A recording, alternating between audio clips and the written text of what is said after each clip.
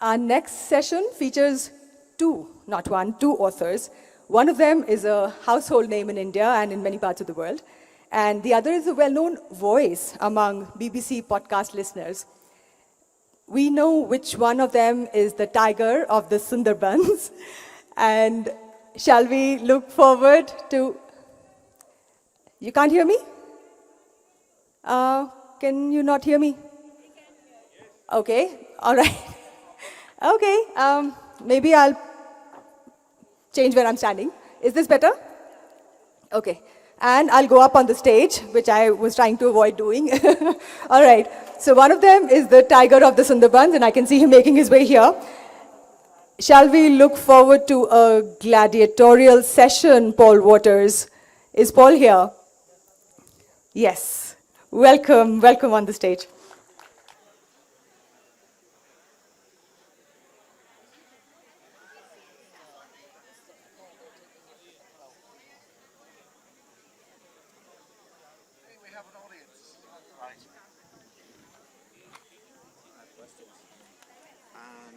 So, this is working. Do you want to try yours? Yes, it's working. Good. Can somebody at the back wave? Super. We had to start at the Khushwant Singh Literary Festival, Green Festival, and with award-winning writer, master storyteller, and personal inspiration to me in terms of green activism and environmentalism. Okay, the people at the back could hear, but the people in the middle cannot. Let's see what we can do. Is this any better? Right. We'll have to shout into the microphones. Man in the red turban, can you hear? Yes? Okay. So I should introduce myself as well. My name is Paul Waters. I'm a BBC broadcaster and producer, and a very surprised person. I also present the Books and Authors podcast called Weed Like a Word, which has lots of Indian writers on it. And I'm the author of a book called Blackwater Town, which is here, which is over there later. Anyway, this reminds me of when I got married in Delhi in December last year. There was a lovely crowd. Everyone there was Indian, except for me. There was only one Irish person because of COVID restrictions.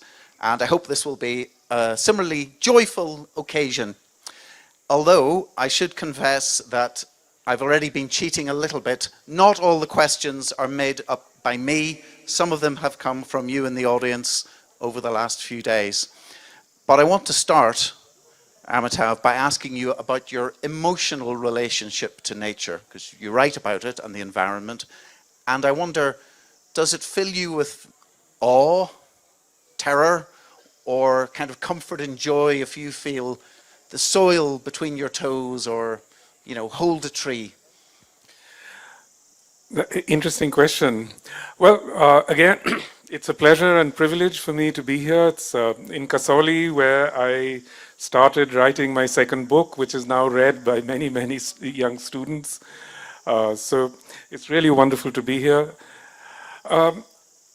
Now, earlier this year, I got a tear in my retina because of the glare, and there's a glare here. So I'm afraid I'm going to have to put on some sunglasses. Extremely showbiz here. Yes.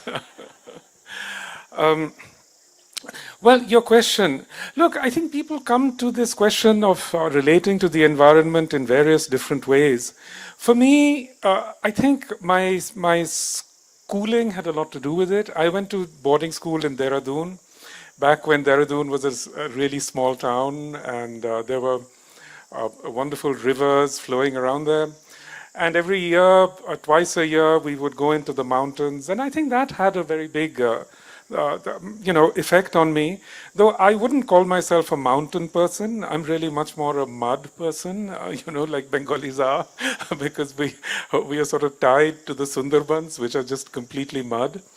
But again, I wouldn't say that my interest in the environment arises out of, how shall I say, being in the wild. I know most environmentalists and so on They love nature, they're out there, they're hiking, they're camping, etc. I'm not that person. I'm very much an urban person. I love the pleasures of life. I love good food, good wine. I love all those things. That's why I'm concerned about the environment. I come to it from a completely different angle, really. I would say that those of us who love those things, those things that give taste and texture and pleasure to life, are natural environmentalists. Well, because I was wondering, you raised the alarm in your books, and which is very welcome. But I was wondering why you? Why are you raising the alarm? Why do you feel a personal responsibility when so many other people do not? I think it's because of my relationship to the Sunderban, and that relationship goes back a long, long way. I had an uncle who was a school teacher in the Sunderbans, so when I was a child, we would visit him. And just watching the Sunderban change over the years, and when I started writing my book, The Hungry Tide, in the year 2000, I really did a lot of intensive research. And already back then, you could see that, climate change was having all these really catastrophic impacts. You could see species disappearing, you could see saltwater intrusion, you could see entire islands going underwater. But even then, I tried to maintain a sort of healthy skepticism about climate science, about, what the future holds and so on. But it was, I think, 2 or 3 events. One was, of course, Hurricane Katrina, which hit New Orleans. And I happened to be in Mauritius at the time, and there were a lot of discussions about cyclones and storms. Then there was Cyclone Aila in 2009, which absolutely devastated the Sundarban. And then there was Hurricane Sandy, which devastated my city, New York, So after that, I felt a sort of mounting sense of urgency, and I felt I just had to get it out of my head, because I'd been thinking about these things for a long time, and finally I found the time to write it. You haven't exercised it, though, because it's still in your head. You're still writing. I think that is your theme now. You're very much identified with that. There was something, I just want to read a quote. This is from The Great Derangement, which I highly recommend if you haven't read it. It might be available in the shop. And you say, "I do believe it to be true that the land here is demonstrably alive, that it does not exist solely, or even incidentally, as a stage for the enactment of human history, that it is itself a protagonist." So that's maybe a slightly mystical view. I wonder, is that also a lonely view to hold? Do you find that not so many people share that with you? I think it's an increasingly prevalent view, because well, just to give you a very sort of simple example, the rights of nature movement, in law. So we see that the whole question of rights of nature is becoming enshrined in law around the world. Can you imagine the New Zealand Supreme Court accorded personhood to a river? These who are the judges in the New Zealand Supreme Court? I mean, they're like older white guys mainly, for whom the idea that a river could be their ancestor would be laughable in private, I suppose. But in public, they were willing to make this judgment, whereby they gave personhood to a river. Similarly, in India, the Supreme Court decided that the Niyamgiri Hills accorded them personhood, recognized their sacredness. In Iceland, glaciers have been recognized as people. So I think the idea, which was once considered animism and therefore hateful and loathsome, this whole idea that the earth is alive is now something that is universally acknowledged more and more, even by scientists. I mean, if you think of James Lovelock, his whole Gaia theory is based upon this idea that the earth is alive. And actually, if you read his sort of incidental little postings on the net and so on, his language is completely animistic. He repeatedly says that science needs to rediscover the soul of the earth. I suppose you've just made me think about where I'm from in Ireland, and sometimes I guess we do the same thing, but we call it something different. We maybe think of supernatural fairies or little people. And so there might be a special bush or a tree, and a road will not, they will not remove the tree if it's a special tree, but they'll divert the road if they're building a road. I know that happens in Iceland as well, or in the Isle of Man, if you're crossing certain bridges, you say hello to the fairies, you salute them. And those are, I guess, harmless, what we would call superstitions, but maybe they're also a way of acknowledging this other dimension, a little bit like what you're talking about. So it hasn't been completely lost in Europe and the West either. Absolutely. I mean, these ideas existed everywhere, and they still exist. Any people who actually live close to the land, farmers, whether they're in Europe or elsewhere, understand that, you know, certain trees have a certain kind of spirit, that the land has a certain kind of way of inserting itself into your doings and practices. And as you say, you know, in Europe too, this was widely recognized. Yet, in this era, from the 17th century onwards, European colonialists, who were all elite men, really, they went around the world literally trying to erase these beliefs, you know. Okay. I want to ask you about that. So you talk about something called terraforming, Yeah. which sounds like something from science fiction, and I guess it often is, and about how to settle a new planet for human occupation. But you talk about it as a way of waging war on our own planet and the animals and the plants that live there. Can you talk a little bit about terraforming? I think it's an interesting concept. Yeah, so the word terraforming was first used in the 1960s by a very obscure American science fiction writer.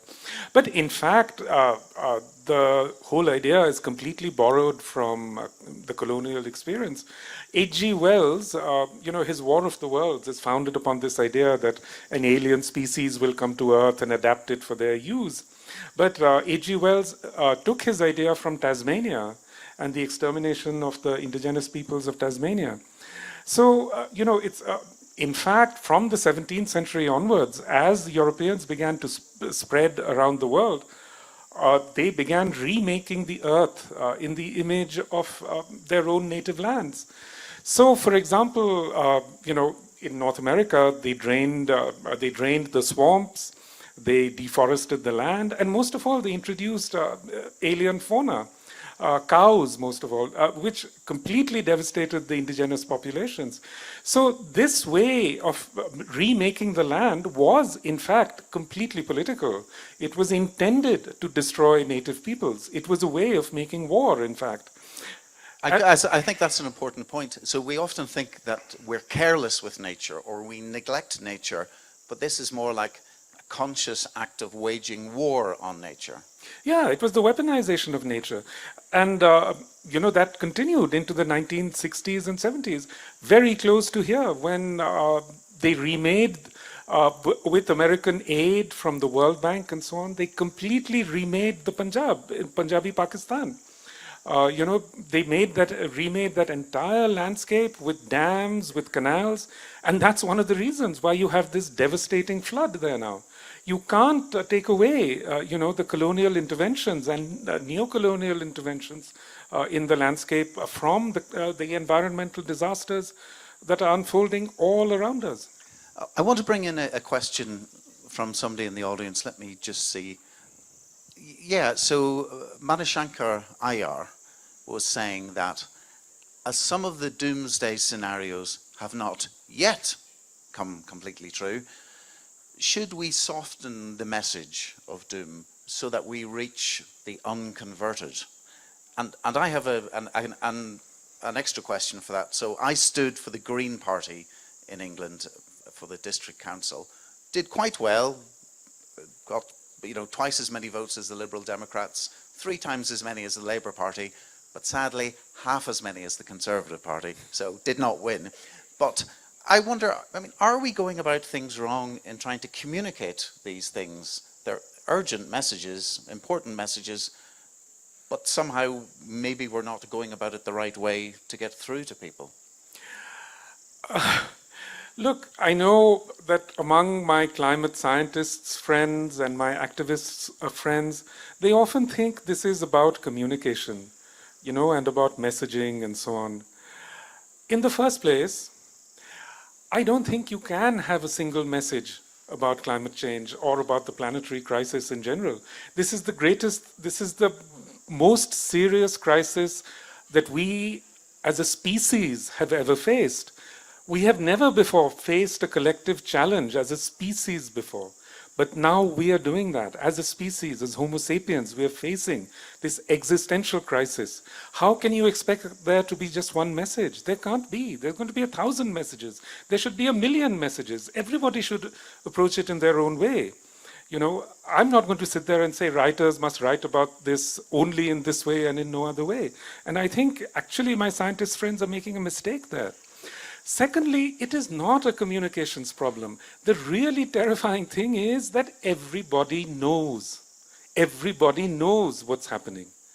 When they choose to ignore it, that is something completely political. They are choosing a political stance. It's not because they don't know. Do you think Donald Trump didn't know about climate change? Then why is he insuring all his properties? Why is he building these walls? Of course he knows. Everybody knows.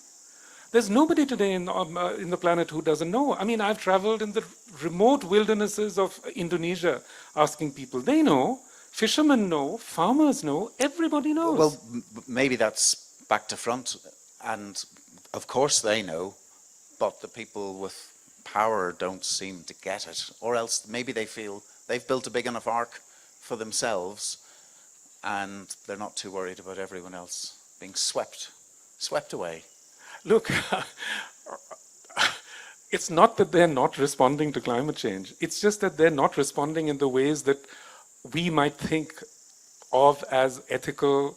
What they're really waiting for, let's face it, the Western elites and global elites, including Indian elites, they're basically waiting for what they now disguisedly call a Malthusian correction. They're waiting for billions of people to die. It's a completely exterminationist policy. And it's completely wrong-headed because elites think that only the poor will be affected. They are completely wrong. But yet they're persisting in this policy because they think that they will not be affected. They think other people will pay the price. So what we have is this global game of chicken where people are just trying to stare each other down, Well, you mentioned writers, and as we're writers, and this is a literary festival, let's talk about the role of writers. Now, again, in The Great Derangement, you lament that writers of fiction rarely deal with climate change. So non-fiction writers do it, and you talk about Arundhati Roy and Paul Kingsnorth, but they don't do it in their fiction. And also, on that note, I want to bring in somebody else. Gershom Shear Singh wants to ask, he says, fiction is a more powerful way to tell harsh truths, and historical fiction can be more intense and impactful than straightforward history.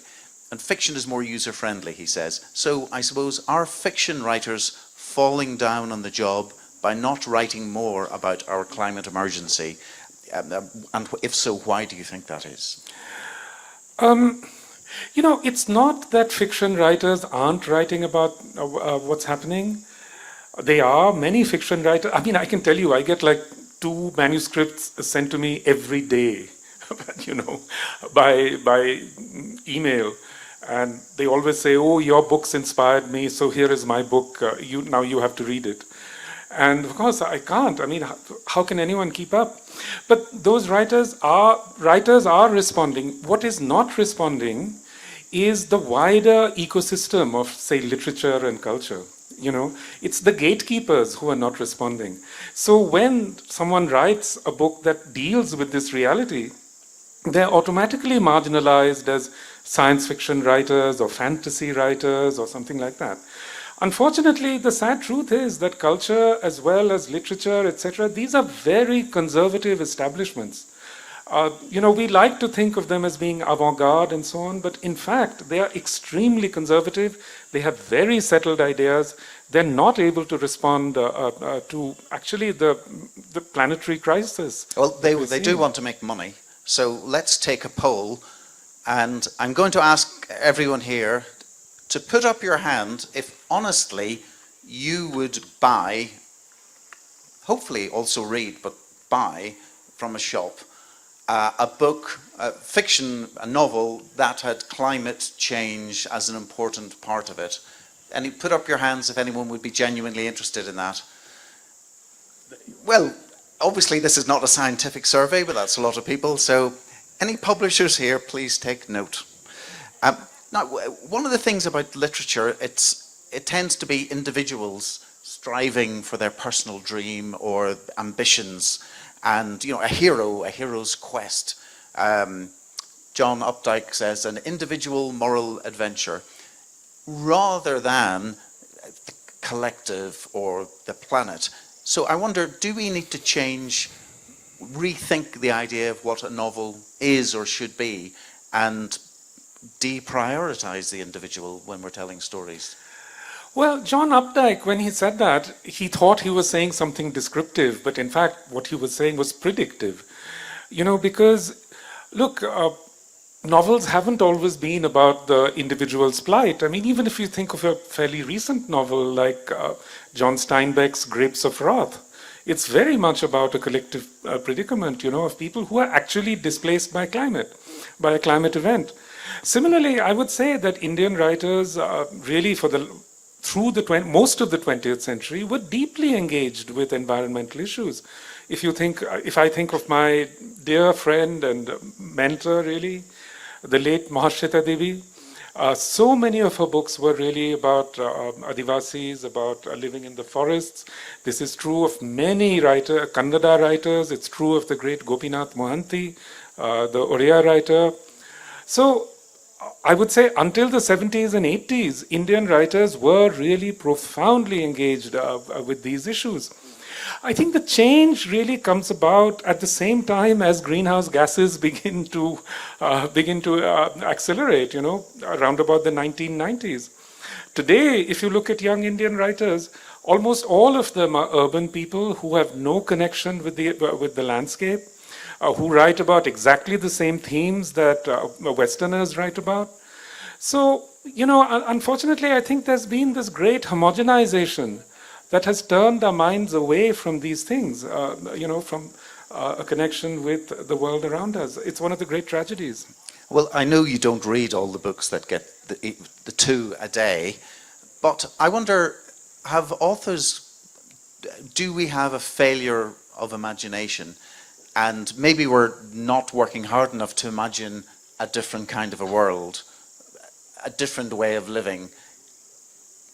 Maybe we're falling down on the job in that way, not by not talking about it or not writing about it, but not doing it well enough. Present company accepted, of course. I think it's often done very well. There's a young British Indian writer, probably with roots in the Punjab. Her name is Laleen Paul. She's written a wonderful book called Pod, which is actually about whales. And, she imagines living as a whale. And it's a wonderful book. But again, that's the problem. It's not that the books aren't written. It's that the wider ecosystem of culture excludes them and marginalizes them. Are some of the themes just too big, too kind of hard to get our heads round? The idea of the death of maybe not the death of our planet, but the death of humans on our planet, the eradication of the human virus, and that's just something that it's too overwhelming, too grotesque, too big for us to grasp. And so we naturally focus on things that are a little bit easier to cope with. Well, of course. I mean, we all need our escapism, and I need it as much as anyone else, because I suppose I read a lot of this stuff all the time, and it's just so depressing, because, the more you know about it, the more you know that things are much, much worse than people tell you, It's just that, the actual plight and predicament that we are in is not being communicated accurately, even by scientists. Things are really, really bad, and it's very hard to see how you go back from there. So you're right, it's the immensity of it is scary, and we all, of course, need a certain amount of escapism in our lives. I guess all of that is true, but at the same time, if you think of, let's say, the opening parvas of the Mahabharata, they imagine the end of the world many times, And within Indic traditions, the end of the world has always been imagined, So that's absolutely possible. There is a temptation to tack on a more cheerful ending. I mean, one reason why people like crime fiction, or the golden age of crime fiction, Agatha Christie, the bad guy or the bad woman gets caught. There is some resolution. Justice is done in some way. Bomkesh Bakshi's stories, the murderer usually ends up killing themselves at the end of each story, but justice is done. Whereas in climate change, to be realistic, there isn't really that much of a happy ending. But maybe we have to manufacture some to make the stories more, I don't know, more digestible. Well, look, I mean, it was a Scotsman who came up with the idea that greed is good, and that has been driven into the minds of people everywhere in the world. And, within the Indic tradition, it's always said that, what characterizes a demon? It's greed, And what we see now, really, what was predicted is that when greed takes over the planet will die, and the Kalki avatar will come, to make it possible for a rebirth of the earth. And I think that's exactly what we are seeing. We are seeing, a world of demons. Well, how do you escape, given that you're not Elon Musk with your own spaceship to literally leave this planet? You said, you're like anyone else, you like a bit of escapism. What do you read? What is the escapist type of thing that you read? Oh, Agatha Christie for one, and romantic novels of various kinds, which imagine a sort of utopia. So, yes, I think all of that. But you say you're a normal person struggling to cope with this like the rest of us. So it's okay to not be serious all the time and sometimes, forget about it briefly. I'm both a normal person and not, because I've stared into the abyss, and as they say, if you stare into the abyss long enough, it stares back. Okay, well, let's talk about some harsh truths, moving on from the abyss. Now, one of the things that you've written, I can't remember which book you wrote it in, but you're saying every family in the world cannot have 2 cars, a washing machine, and a refrigerator. Not because of any technical or economic limitation, but because humanity would asphyxiate in the process. So I imagine most of us here have that sort of thing, but we're basically saying to lots of other people, we have it, but I'm afraid you can't have it. Actually, nobody is saying that. What's being said, I mean, if you look at all the advertising slogans that are everywhere, if you look at all the billboards, is that you too must have it. But of course, that's the thing. We all have to think about how we can shrink our footprints in one way or the other. And I'm sure everyone here does give that some thought. But actually, this is not a problem that can be reduced to individual consumption or individual tastes or whatever. We have to remember that institutional changes are what is needed.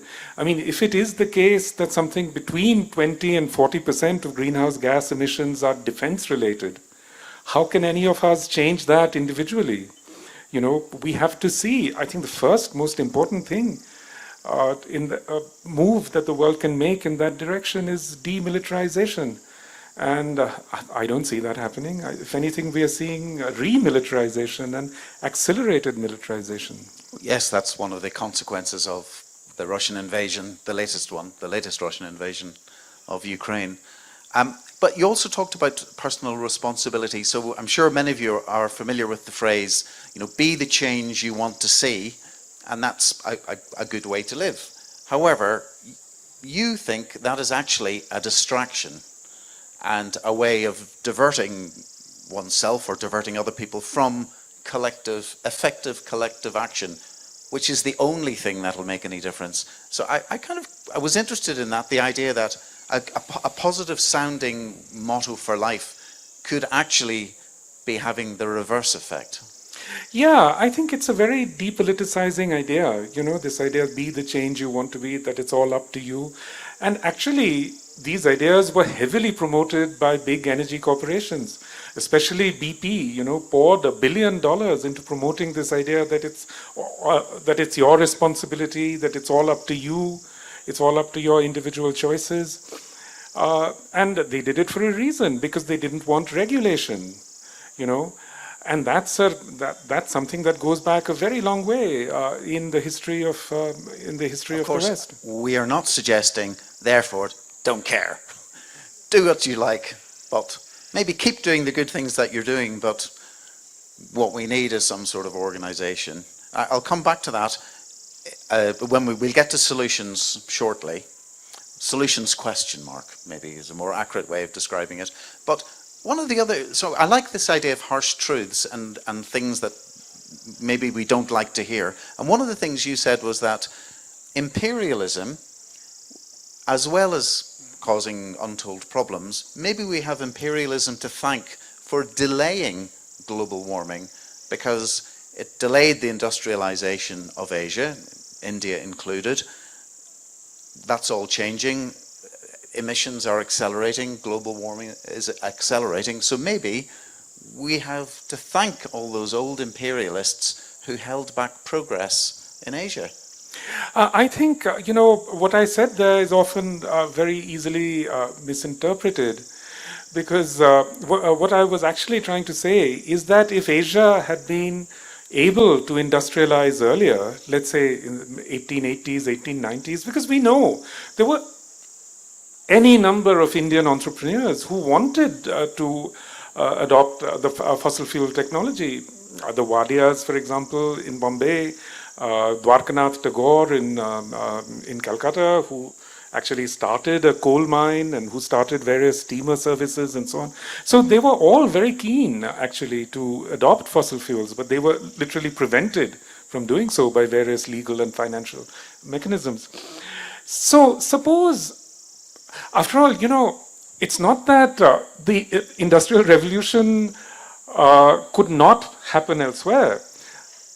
No, I know it could have done. That's why I'm saying maybe in a roundabout way, through gritted teeth, we could maybe give them some credit for preventing it. No, not at all. It's exactly the opposite.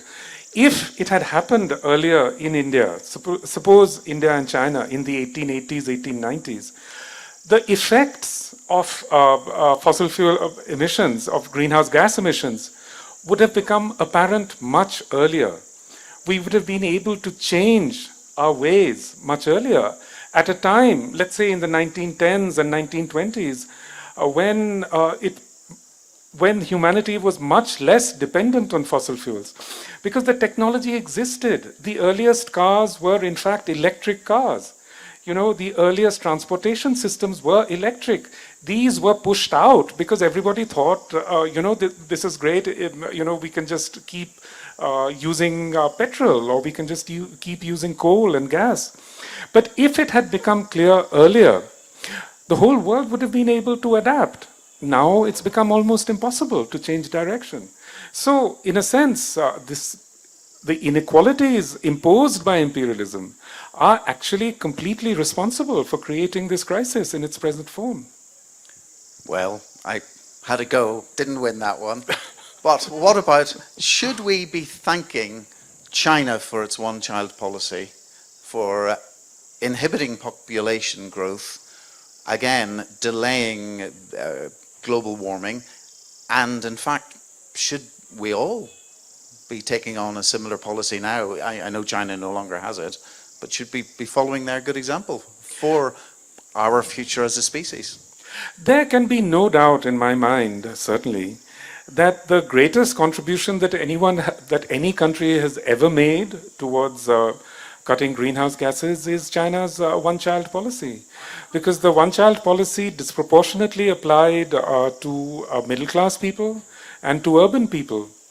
And if we think that of adding another 350 million people to the global population, and being middle class and urban, these would have been very high consuming, high emitting people. It would have been an even greater disaster for the world. So there can be no, I find it so strange that, Westerners who are constantly talking about, oh, demography, it's all those Bangladeshis out there who are creating this problem. They never mention China, they never mentioned this whole thing that was done by China. And you should have no doubt about it. I've been in China, talked to lots of people, and that policy was completely understood. It was embraced by everyone. Everybody knew that it was a necessary policy. Now, I think to approach the planetary crisis from a demographic point of view is pointless anyway, because it's not absolute numbers. It's how much greenhouse gas emissions each person creates. So it takes 33 Bangladeshis to match one American, in terms of average carbon footprint. So, in effect, in terms of greenhouse gases, the population of Bangladesh is just about equivalent to the population of New York City. So it's how much a person emits that matters. It's not absolute numbers in the first place. Okay. You write in your book Countdown, you're talking about George Fernandez. He's saying many in Indian politics who have a feeling of being trapped inside a top that is going faster and faster while going nowhere, a sense of deadlock.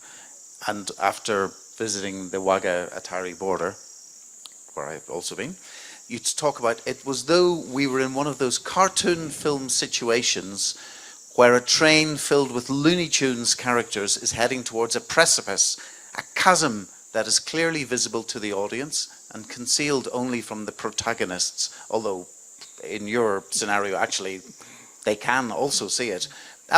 Are we deadlocked? Is there big imaginative thinking coming from people who have the ability or the power to implement that thinking? Well, we are hurtling towards the precipice, except that the precipice is no longer hidden. We are just accelerating towards it every day. And, we know this is coming. And yet we seem unable to change direction. In a way, it's like the whole sort of Cassandra problem, after all, Cassandra predicted what was going to happen. Not just Cassandra, also Lao Kuan predicted what was going to happen, but they were both ignored. Well, to give credit to India then, and China again, so there are lots of people here who realize that an industrial civilization without limit. Is that our 10-minute warning? Yeah. Okay. Without limit, will collapse, and it just isn't feasible. Is there still much of that thinking in India, do you think, or has materialism swept the boards? That thinking is completely gone. It's impossible to imagine today an Indian politician saying, as Gandhi did, that we don't want to live like Westerners, because if everybody lives like that, the earth will be consumed. And of course, Gandhi was absolutely right. But if I think even of the changes that I've seen in my own lifetime, when I was a kid, if you didn't switch off the fan, you were going to be punished. It was a thing you had to do. But when I look at young Indians today, they're just as wasteful as young Westerners. If I think of debt, for example, I was brought up never be in debt. There was this terrible fear of the moneylender, Today, you have to only open your computer and some bank is trying to push debt on you. What are all these cars that we see everywhere? It's because banks are pushing this debt machine, So I'm actually, I remember when I first went to America in 1988 and I saw all these people drive all these cars with a single person sitting in them. I thought this will never happen in India because in my memory, in India, if someone had a car, then they always took, their neighbors, there'd be 5, 6, 10 people in a car, But now you go to Delhi, it's all one person in a car. It's exactly all of that. So that India where we could have thought of a different model, that is completely gone. Okay, well, let's get on to solutions question mark just before our time runs out. So I wonder, are we too clever for our own good in that we see a problem, we break it down into small enough bits and go through each part individually, and that's often how we approach things. Break it down. But is this something that doesn't work in that way? It can't be broken down into small things, and our problem-solving approach is so completely wrong it prevents us doing the big picture solution. Maybe do we have to change the way we think about solving problems? Well, Paul, I think this is a question I'd like to ask you, because after all, you've been a green politician, you've been in politics, you've been thinking about solutions. So what do you think of that? That's really sneaky. That's really sneaky. What do I think about it? I suppose I have two answers. One, I think you have to continue with incremental solutions to show progress.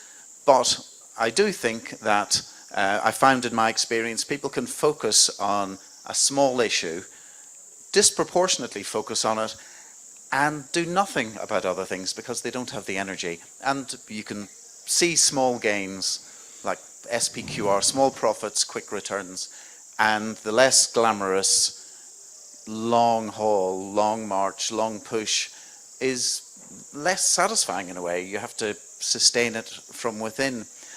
And the only way of doing that is being in a group. If you do it on your own, you get exhausted. So the first thing is be in groups, talk about the issue.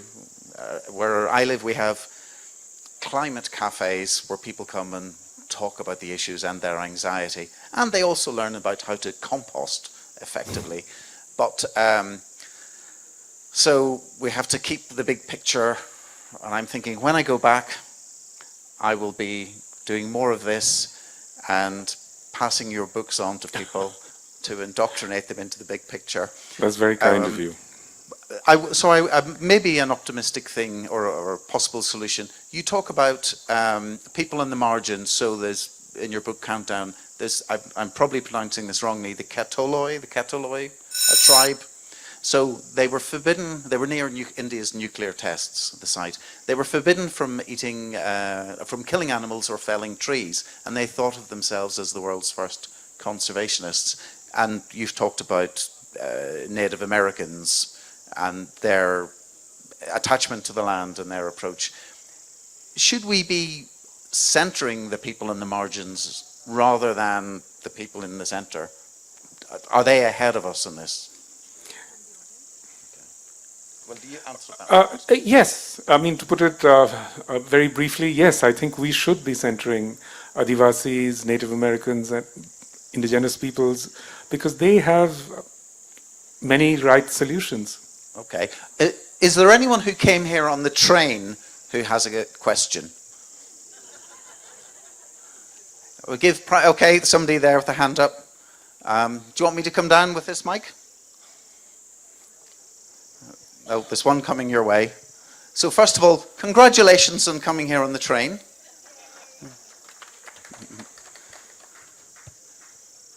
And we're intrigued. Anyone on cycle? They can come next. With the hills around here, that'd be very impressive. Did anyone push a bicycle up a hill? That'll be, because I can't imagine that you actually cycled. Okay, hold on. Let me come down to you. So, hold on. What's your name first of all? I'm Ashwarya.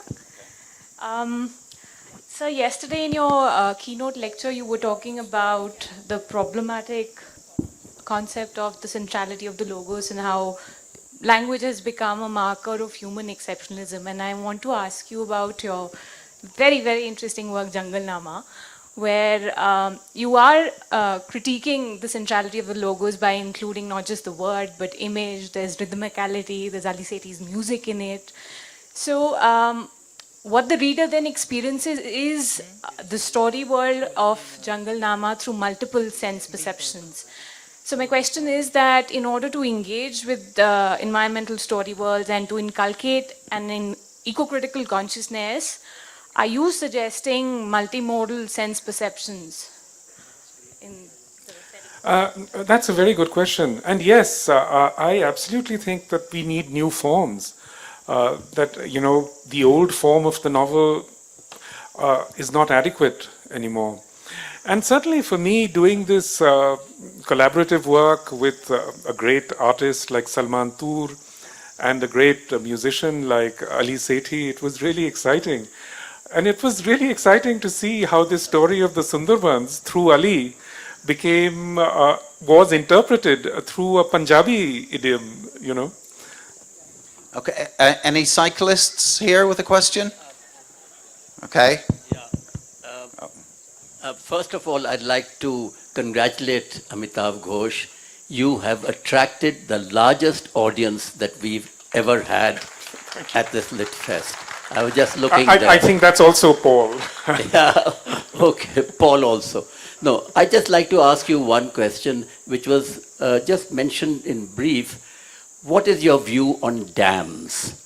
You know, Nehru once talked about the Bhakra-Nangal Dam as being the temple of modern India. And we've got the Narbada Dam, which, you know, tell us your views on dams. I can put it very simply. I think, you know, look, I think one has to take individual cases, but certainly as a project, as an enterprise, dam building has now been shown up to be one of the most destructive endeavors. You know, the Tennessee Valley Authority became the model for all the dams that were built in Pakistan. We see now what is happening in Pakistan with the dams, you know. Similarly, Bhakra-Nangal has more or less silted up, as we all know. In America, actually, there's a big sort of movement to undo, to do away with the dams that were built earlier, in the mid-20th century. So, you know, this push to build dams in India, I think it's a catastrophic move. You know, you just look at what happened in Uttarakhand with that dam. You know, and that's going to happen more and more. And I, for one, am absolutely convinced that the reason why these dams are being built is because of the cement lobby. You know, the cement lobby is one of the most powerful lobbies actually in the world. And I think they're entirely behind this. Because what is a dam? It's just this giant sort of wall of cement, you know. So this is one of the many ways in which, you know, the current dispensation is taking us towards disaster. It provides us electricity, clean electricity.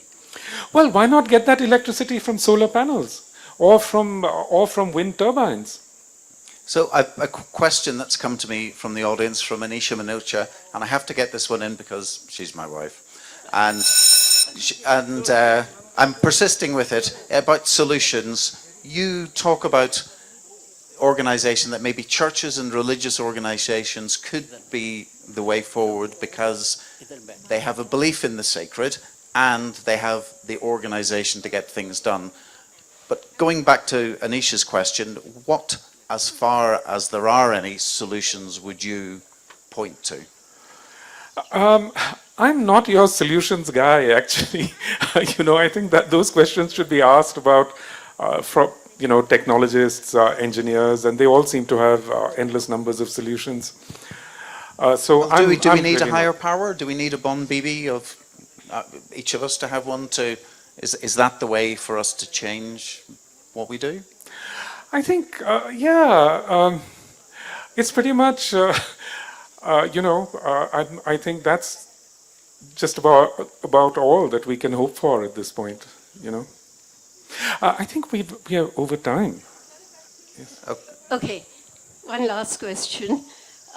Down to Earth magazine talked of the difficulty of disposing of solar panels as waste.